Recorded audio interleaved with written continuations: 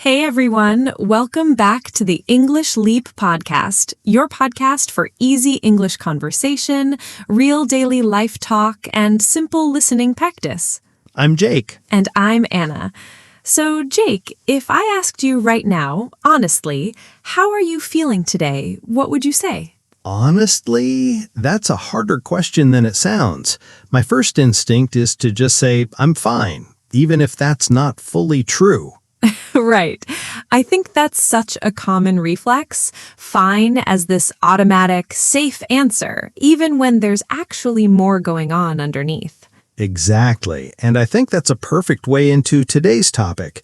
Today we're talking about how to talk about your feelings in English, useful vocabulary, common phrases, and simple techniques for expressing emotions more naturally and honestly. This is such an important and honestly often overlooked topic because emotional vocabulary tends to get much less attention in traditional English learning than everyday practical topics. Right, and yet expressing feelings clearly is honestly one of the most valuable communication skills, whether in friendships, family conversations, asking for help, disagreement, they all really depend on being able to name and express what we're actually feeling. Before we start, quick reminder, if you enjoy this episode, please like, subscribe, and share it with someone learning English too. And tell us in the comments, honestly, how are you feeling today? Great writing practice and a nice way to actually practice today's topic immediately. Okay, let's get into it. Let's start with that classic word, fine. Jake, why do you think we default to that word so automatically? I think it's partly social convenience. Fine is quick, safe, and doesn't require a longer, more vulnerable explanation. Right, and it's also partly about not having the specific vocabulary ready in the moment, especially for English learners who might know the word fine well, but not have quick access to more precise emotional words. Exactly, and I think that's really the heart of today's episode, building a richer, more specific emotional vocabulary so that when someone asks how you're doing, you have more accurate, honest words readily available, beyond just fine or good. Right, and having this vocabulary doesn't mean you always need to share deeply with everyone. It just means you have the option and the clarity to express yourself more precisely when you do want to. I also think there's something worth mentioning about the word fine specifically. It's not inherently bad or dishonest.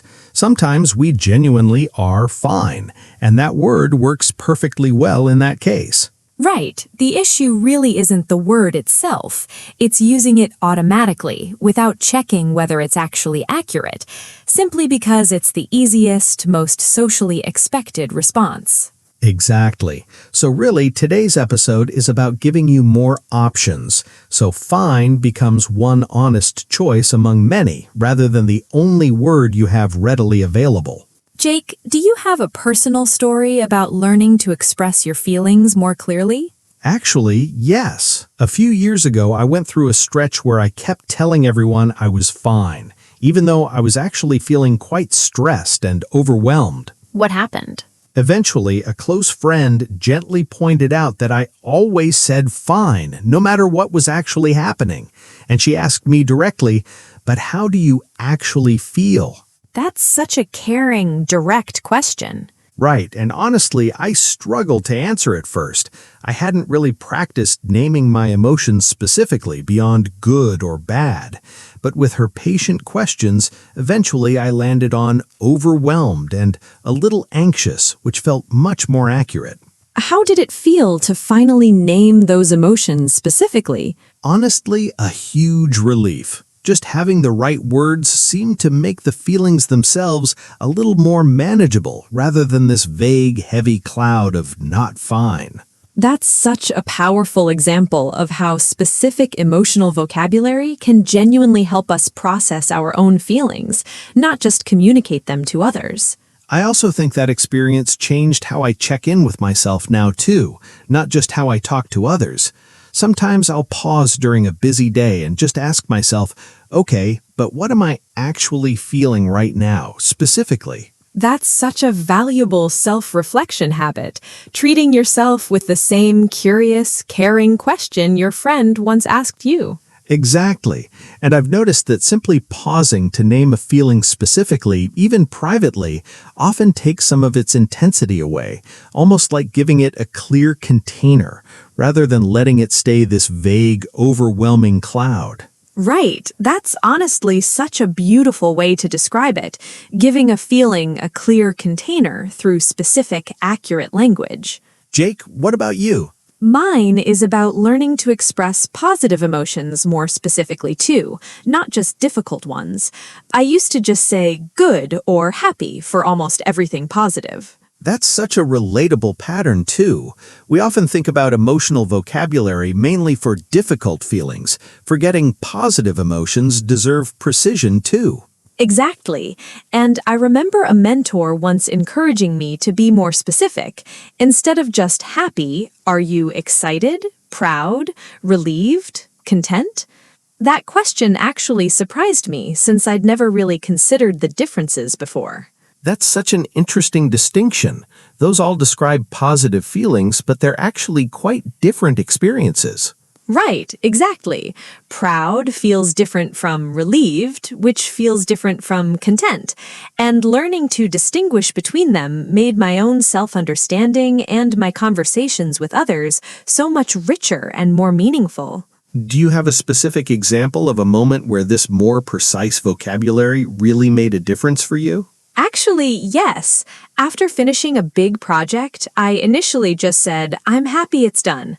But when I paused and thought more carefully, I realized what I actually felt was mostly relieved, with just a small touch of proud, which is honestly a very different emotional experience than pure happiness or excitement. That's such an interesting distinction, and I imagine recognizing relief specifically rather than just generic happiness probably helped you understand your own experience of that whole project a lot more clearly, too.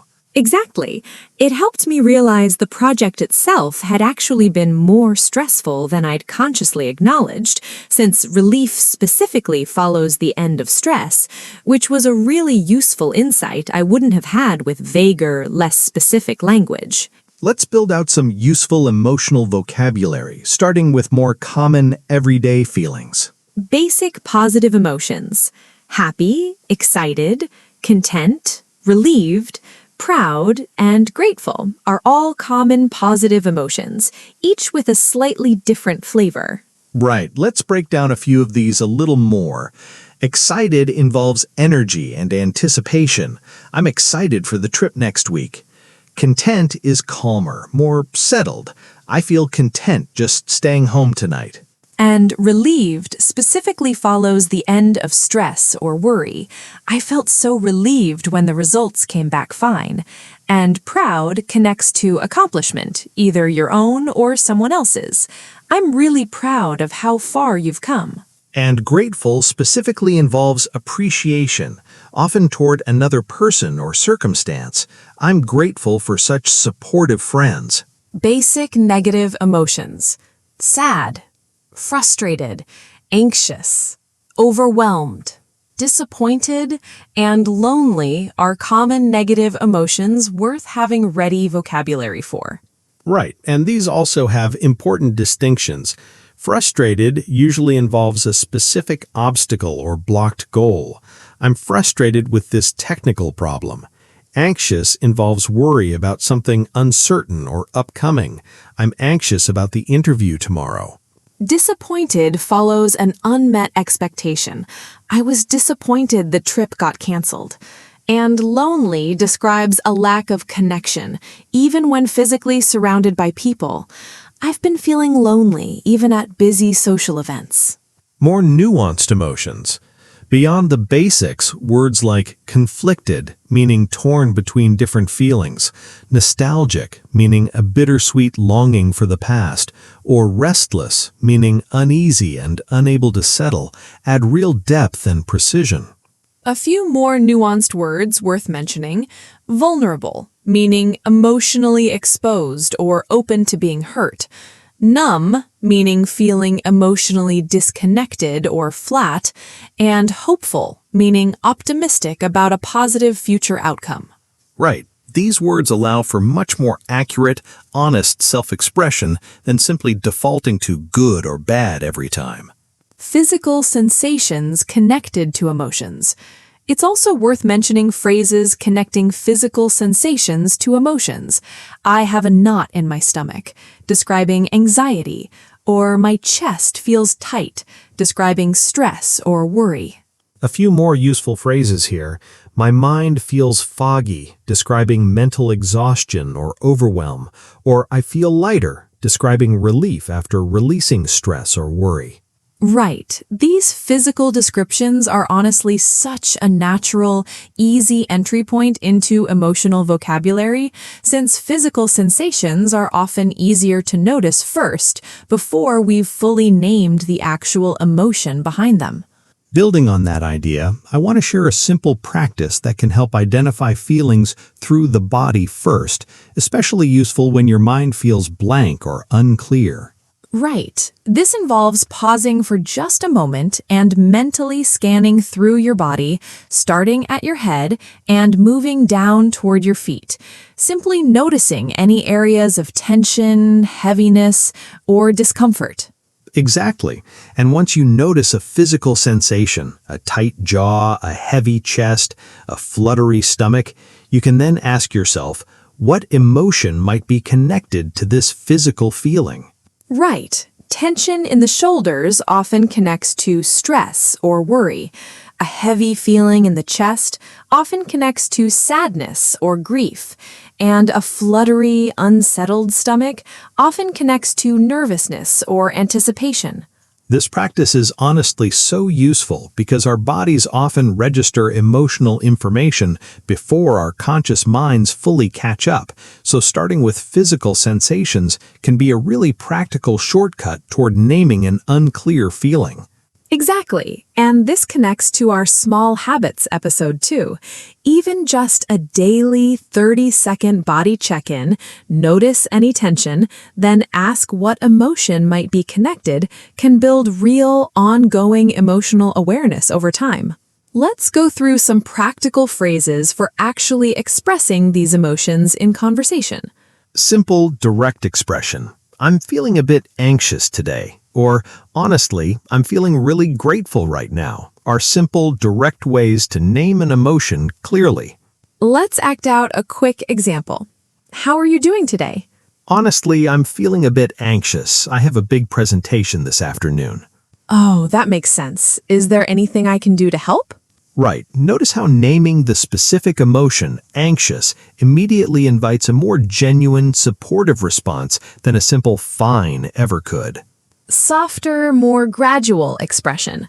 I've been feeling a little off lately, or something's been weighing on me. Work well when you're not ready to fully explain, but want to acknowledge something is present. For example, you've seemed a little quiet lately. Yeah, honestly, something's been weighing on me. I'm not quite ready to talk about it yet, but I appreciate you noticing. Right, that's such a respectful way to acknowledge a feeling exists without feeling pressured to fully explain it before you're ready. Expressing mixed feelings. I'm happy for them, but also a little sad for myself, or I feel both relieved and nervous about this. Acknowledge that emotions are often complex and mixed, rather than simple and singular. For example, how do you feel about your friend moving abroad? Honestly, I'm happy for her. This is such a great opportunity, but also a little sad for myself. I'll really miss having her nearby. Right, that's such a mature, honest way to express complexity rather than forcing your feelings into one simple category. Checking in on someone else's feelings. How are you really doing? Or you seem a little quiet. Is everything okay? Invite someone else to share more genuinely beyond a simple fine. For example, you seem a little quiet today. Is everything okay? Actually, thanks for asking. I have been feeling a bit overwhelmed lately. Right, that gentle, direct question created space for a more honest answer than a generic, how are you, might have.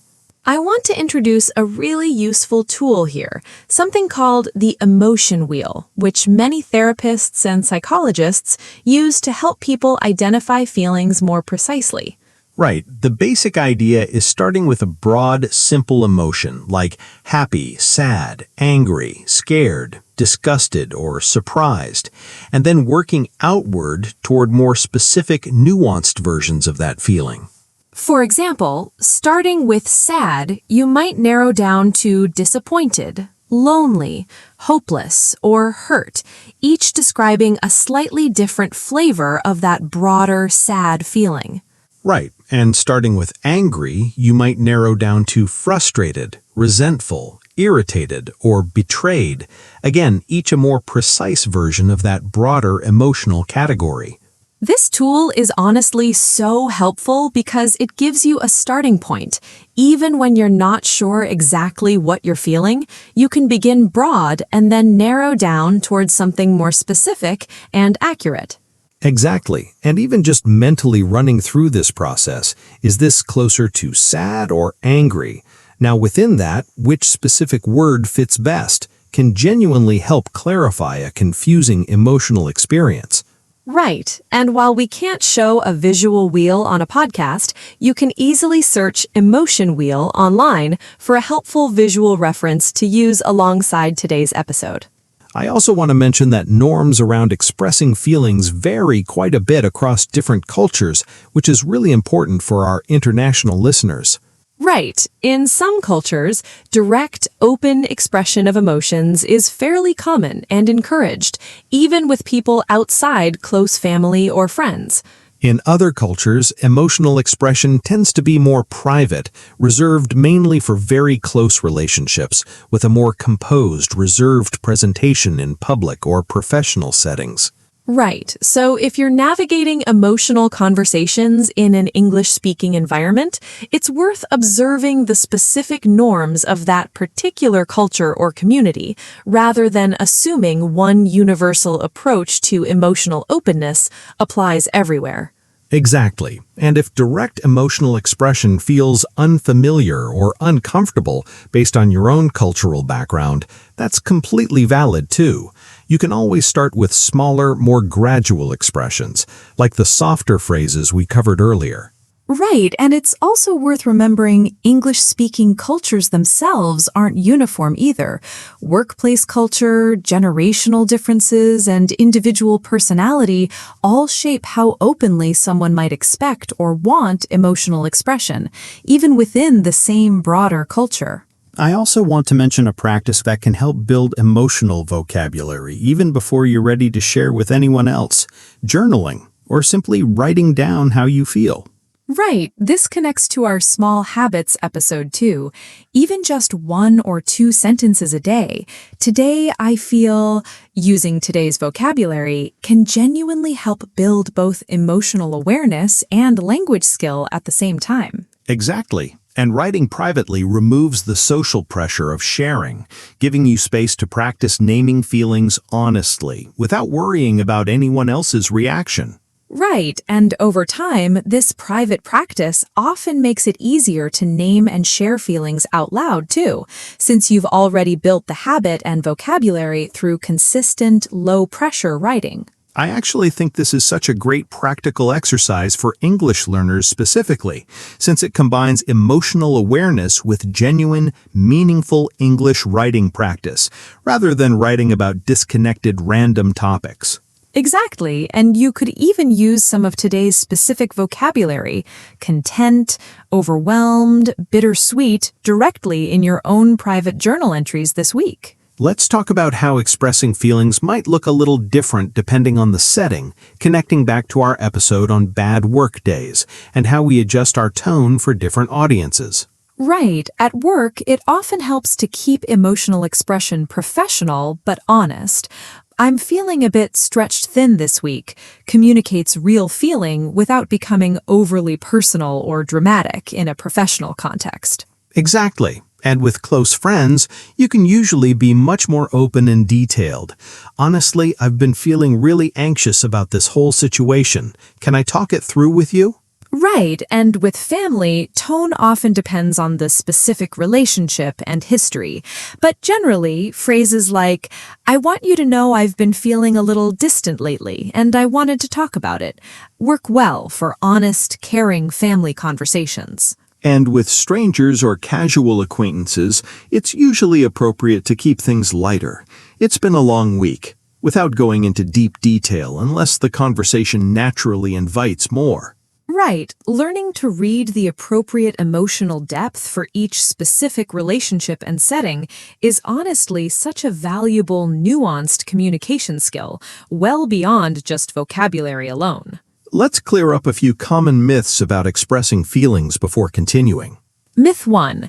Expressing feelings openly makes you seem weak or overly emotional.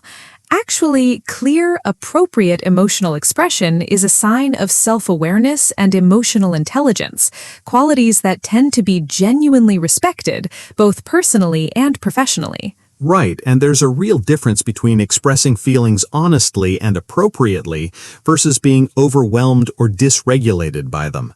The former is actually a strength, not a weakness. Myth 2. If I name a difficult feeling out loud, it becomes more real or more powerful. Interestingly, research on emotional expression, sometimes called affect labeling, suggests that naming an emotion specifically often actually reduces its intensity rather than increasing it. Right, that connects to my own story earlier too. Naming overwhelmed and anxious specifically genuinely made those feelings feel more manageable, not bigger or scarier. Myth 3. Only certain people are naturally good at understanding and expressing their emotions. Emotional vocabulary and awareness are skills that can genuinely be learned and practiced, just like any other skill, including a new language. Right, nobody is simply born with a rich emotional vocabulary already installed. It's built through exposure, practice, and intentional learning, exactly like we're doing together in today's episode. We received a lovely message from a listener connecting to today's topic. Oh, tell us. She said learning specific emotional vocabulary in English actually helped her understand her own feelings better even in her native language, since English gave her new, precise words that didn't have exact equivalents at home. That's such a fascinating example of how learning a new language can actually expand our emotional understanding, not just our communication ability. Right, and she said words like bittersweet or overwhelmed gave her a new, useful way to describe feelings she'd experienced for years without ever quite having the right word before. We also received a second story from a listener who struggled to express feelings within his own family, where emotional conversations weren't really part of the culture growing up. Oh, that's such a relatable situation for a lot of people, coming from a family or culture where emotions simply weren't discussed openly.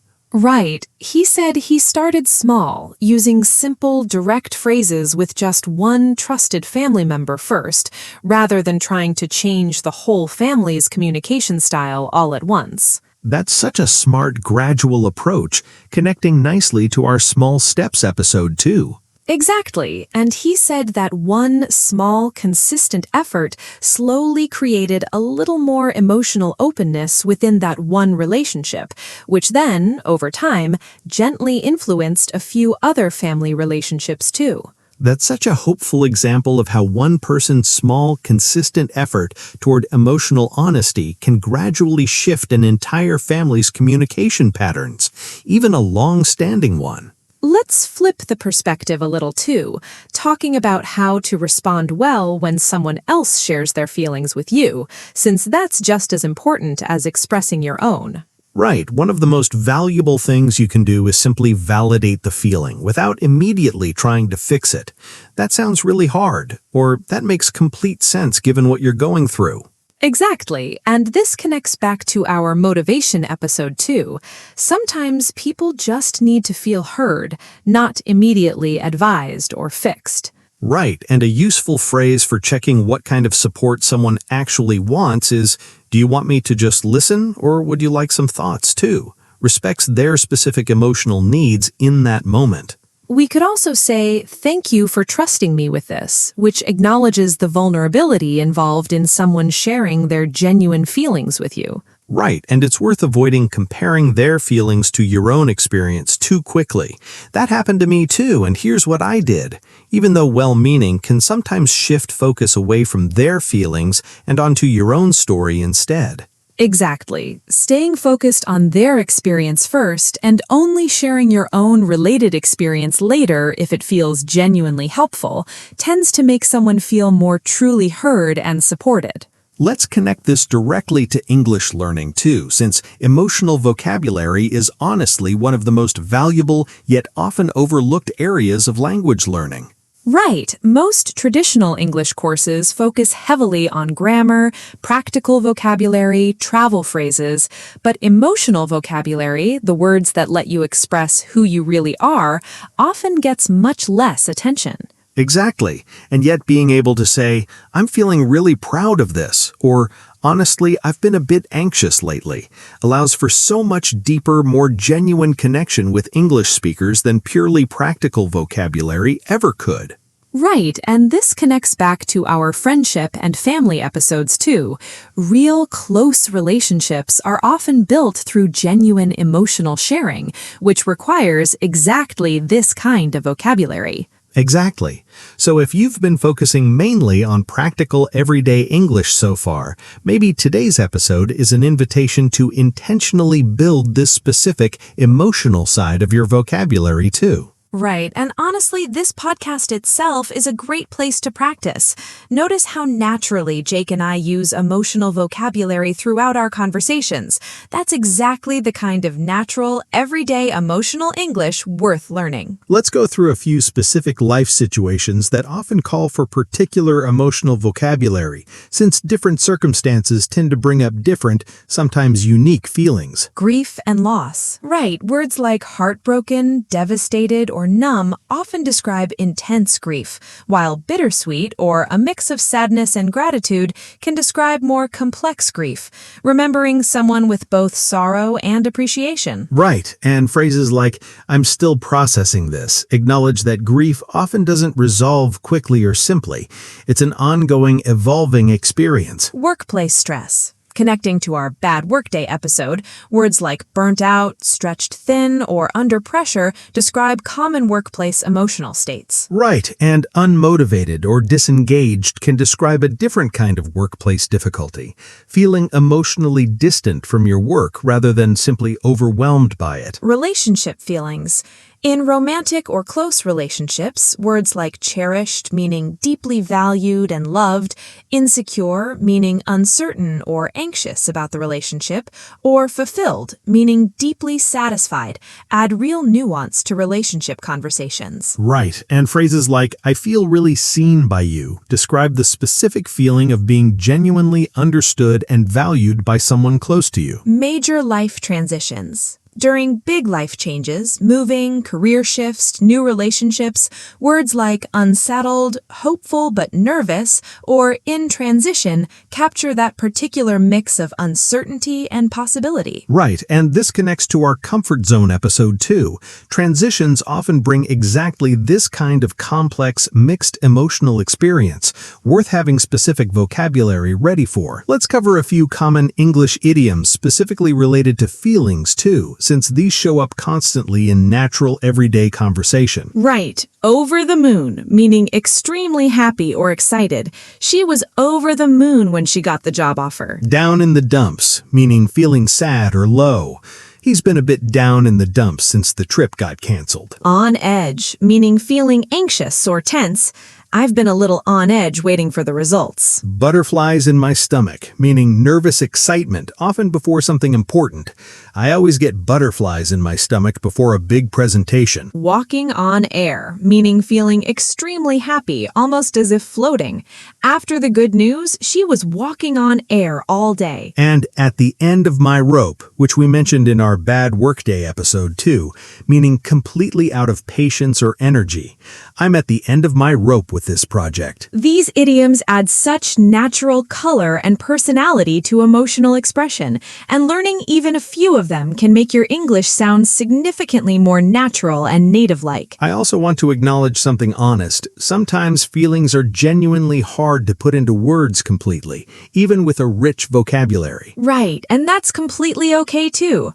Phrases like, I don't have the words for this right now, or this is hard to explain, but honestly acknowledge that limitation rather than forcing an inaccurate description. Exactly. And sometimes simply being present with someone, a hug, sitting quietly together, communicates support more effectively than words ever could, especially during particularly intense or complicated emotional moments. Right, and it's worth remembering building emotional vocabulary doesn't mean every single feeling needs to be perfectly articulated every time. It just means having more tools available when words genuinely can help. Exactly. Today's episode is really about expanding your options, not creating pressure to always perfectly express every complex feeling with flawless precision. We got a question. What if I don't know exactly what I'm feeling? How do I even start naming it? Such an honest, common experience. It can help to start broad. Am I generally feeling more positive or negative right now? And then gradually narrow down from there. Right, and sometimes physical sensations, tension, tiredness, restlessness, can offer useful clues toward naming the emotion underneath. I also think it helps to give yourself permission to not know immediately.